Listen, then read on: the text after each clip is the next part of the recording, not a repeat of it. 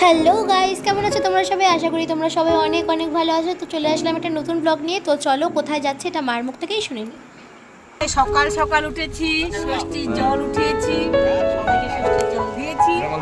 এখন আমরা যাচ্ছি ঘুরতে। কোথায় যাচ্ছি সেটা হবে পরে। এই যে ভাই,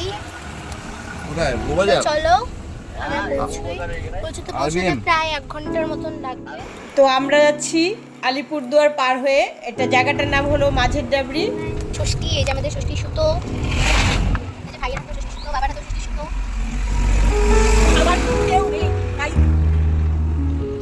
তো তোমরা জানতে চাইছো নিশ্চয়ই আমরা কোথায় যাচ্ছি। তো আমরা যাচ্ছি হলো গিয়ে আলিপুরদুয়ারের মা প্যারাডাইস ওয়ার্ল্ডে। গাইস, এভাবেই সবার জীবন একসময় অন্ধকার থাকে, কিন্তু ধীরে ধীরে আলোর দিকে আমরা চলে যাই। সো এটা হলো গিয়ে মোরাল অফ দি স্টোরি। তো আমরা দেখো গল্প করতে করতে প্রায় পৌঁছেই গিয়েছি মা প্যারাডাইস ওয়ার্ল্ডের সামনে। এসেই দেখছি এখানে এত গাড়ি দাঁড়িয়ে আছে, তার মানে বোঝাই যাচ্ছে ভেতরে কতটা ভিড় হতে পারে। তো যারা যারা এসেছো তারা তো জানোই এখানে তেমন কোনো দিনে কতটা ভিড় হয়। আর এটা হলো কি মা প্যারাডাইস ওয়ার্ল্ডের গেটটা। তো এখন বাবার ভাই দেখো চলে গেছে টিকিট কাউন্টারে।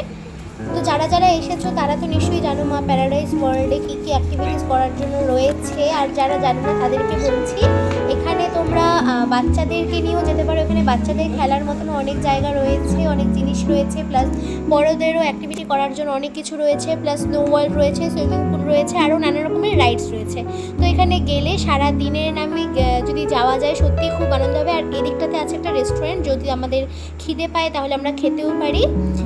তো আমি বলবো যারা যারা একটু সময় স্পেন্ড করতে চাও মজায়, তারা নিশ্চয়ই এখানে আসো। যারা আলিপুরদুয়ারের পাশে রয়েছো তারা হয়তো গেছো, আর যারা যাওনি তারা অবশ্যই এখানে আসো।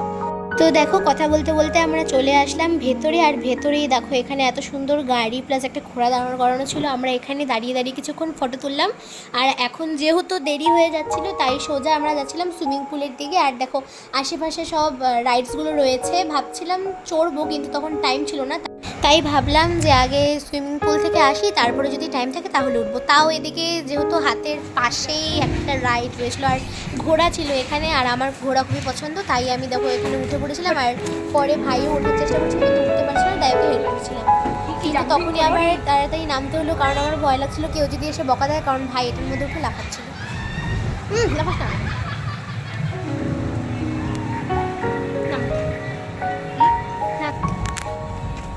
তো চলো আর একটুকু সময় নষ্ট না করে আমরা সোজা চলে যাচ্ছি সুইমিং পুলের দিকে। আর এটা তো ওইটার মধ্যে বসায় দেয়, পরে একদম ওই উপরে উঠে আবার জায়গা ফটো তোলার। আর ভাই দেখাচ্ছিল চারিদিকে যে বাবা চলো ওইটাতে উঠে, কিন্তু আমাদের হাতে একদমই সময় ছিল না। আর আমাদের মামা বাড়িও যেতে হতো, তো সেই বুঝে আমাদেরকে সময়টাকে কন্ট্রোল করতে হচ্ছিল, কিন্তু সময় আমাদের হাতে ছিল না। পরে একটা চেয়ার মানে বসার জায়গা দেখে মা বাবাকে বললাম তোমরা যাও, তোমাদেরকে ফটো তুলে দিই। তো এই হলো গিয়ে ফটোটা। তোমরা দেখে অবশ্যই কমেন্ট করে জানাও যে ফটোটা কেমন হয়েছে।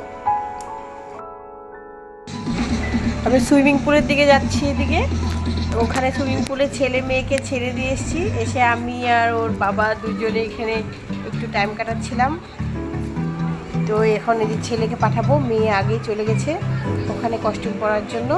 তো ওখানে কস্টিউমগুলো ভাড়া পাওয়া যায়। ছেলে ওর ড্রেসটা বাড়ি থেকে নিয়ে গিয়েছিল, কিন্তু মেয়ে নেয়নি, ওখান থেকে ভাড়া নিয়েছে।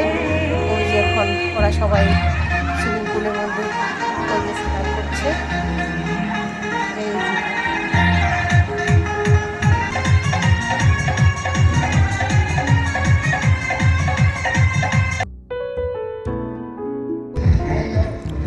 সলসলা বাড়ি থেকে মাঝের ডাবরি এই মা প্যারাডাইস ওয়ার্ল্ড এর দূরত্ব হলো 6 থেকে 7 কিলোমিটার। তো আমার বাপের বাড়ি থেকে এটা বেশি দূরে নয়। এর আগে এসেছিলো আমার ছেলে মেয়ে আসছিলো, আর ওর বাবা এসেছিলো, আমি আসিনি। তো এবার আমি আসছি ওদের সাথে। নতুন করেছে তো 3 বছর হলো, বেশ সুন্দর লাগছে। এখনও আরও কাজ হচ্ছে এদিকে ভিডিওটা বেশি বড় করবো না, আজকের জন্য এটুকুই। দেখা হচ্ছে পরের পার্টে। এই পার্টটা এখনো শেষ হয়নি। ততদিনের জন্য সবাই ভালো থেকে সুস্থ থেকো। Tata, by.